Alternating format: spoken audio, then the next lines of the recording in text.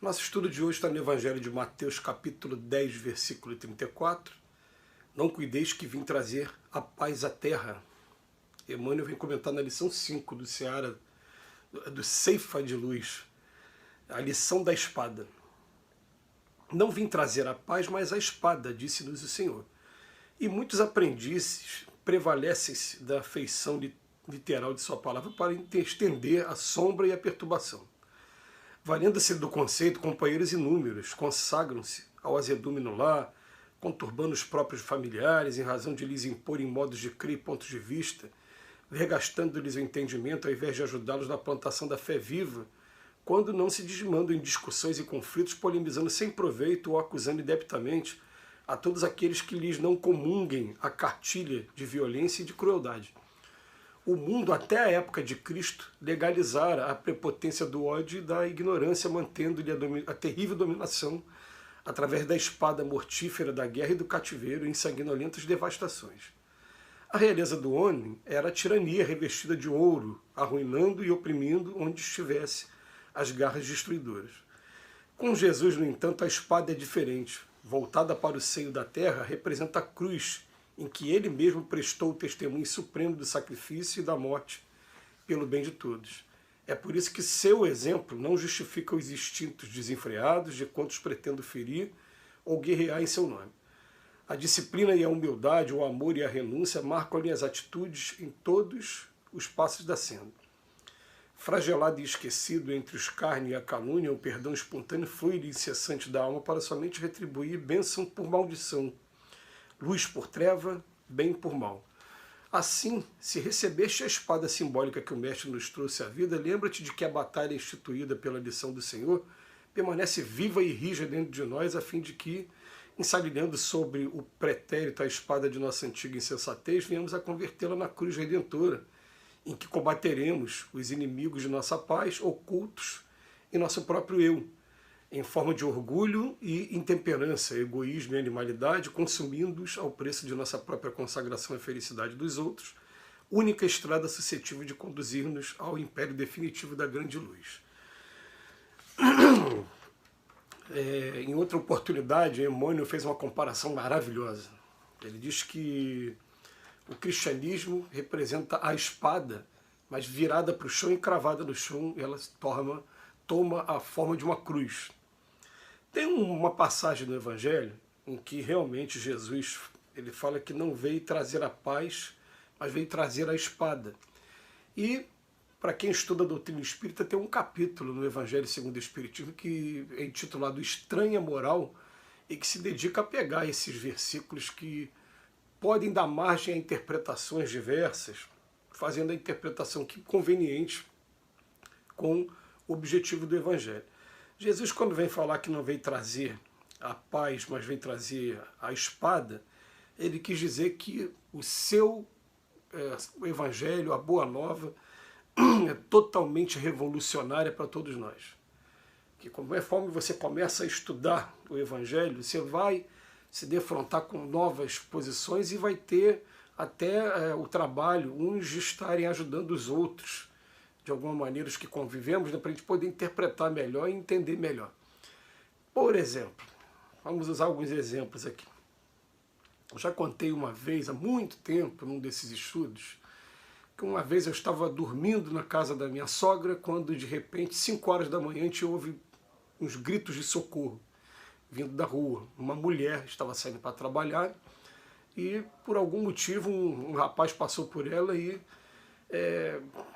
ensaiou uma violência sexual. Ela gritou por socorro, quando a gente apareceu, o rapaz saiu correndo e a gente foi atender o socorro daquela menina que estava, tadinho, desesperada.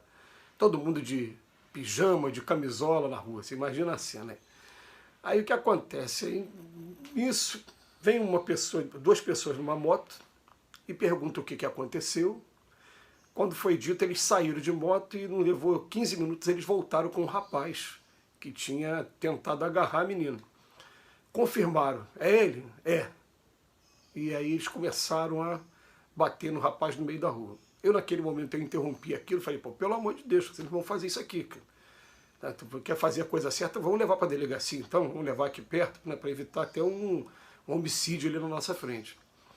E aí, quando a gente chega na delegacia e começa a amanhecer o dia, muitas pessoas começam a procurar aquele rapaz, né, muitos membros de uma igreja batista local, porque ele era um membro da igreja batista.